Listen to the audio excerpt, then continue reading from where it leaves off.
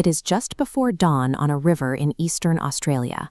The water here is dark as strong tea, stained by the roots of the forest so that light does not reach beneath the surface.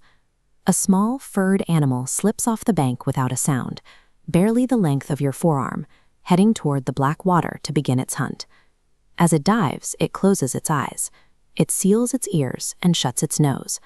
Blind, deaf, and unable to smell a thing, it searches the silt for a living meal. Navigating this sensory void requires biological systems that operate entirely beyond the limits of human perception. When the first dried skin reached Britain more than 2 centuries ago, the scientists who examined it were certain they were being tricked.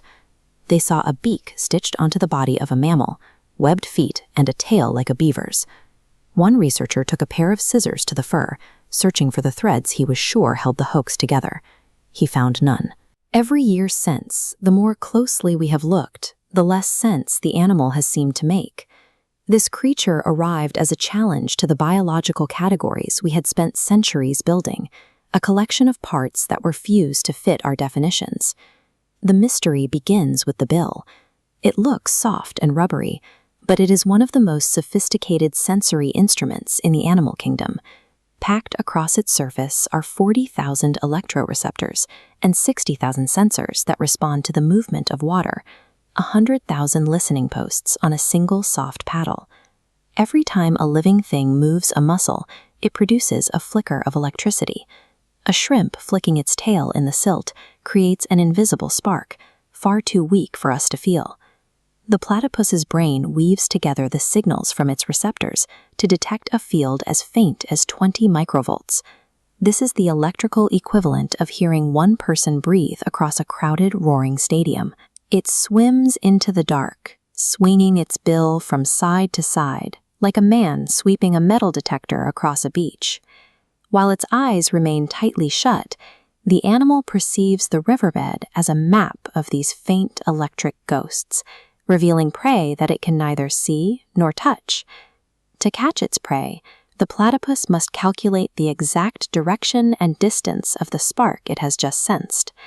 A shrimp sends out 2 signals. The electric pulse hits the bill instantly. The physical ripple travels much more slowly. By comparing the timing of these 2 arrivals, the brain reads the distance of the prey straight out of the difference.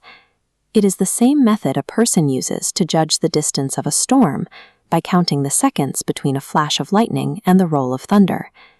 The platypus performs this calculation underwater, dozens of times a minute, for its entire life. It gathers shrimp and larvae into its cheek pouches, surfacing only when they are full to grind the meal between hardened pads of horn. Its survival depends on executing this math in total darkness, a biological solution that allows it to own a world of absolute shadow. This sensory precision is only the beginning. The rest of the animal's anatomy seems to have been assembled from different branches of evolution. Males carry a sharp spur on each hind leg, connected to a venom gland.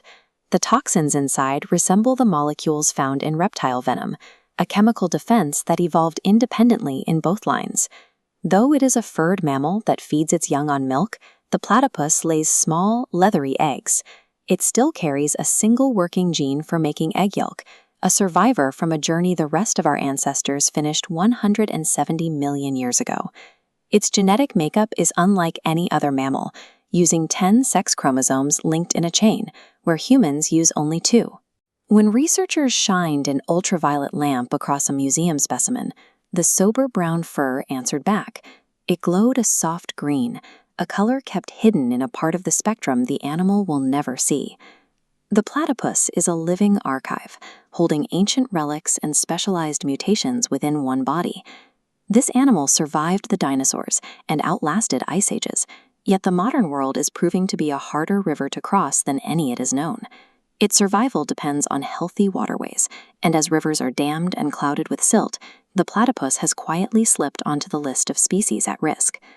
This is a precision instrument, refined over 100 million years, and perfectly tuned to a world we cannot enter. The platypus proves that the natural world is richer and more complex than the narrow band of reality our own senses allow us to feel. It carries in that soft gray bill a way of seeing the planet that took 100 million years to invent.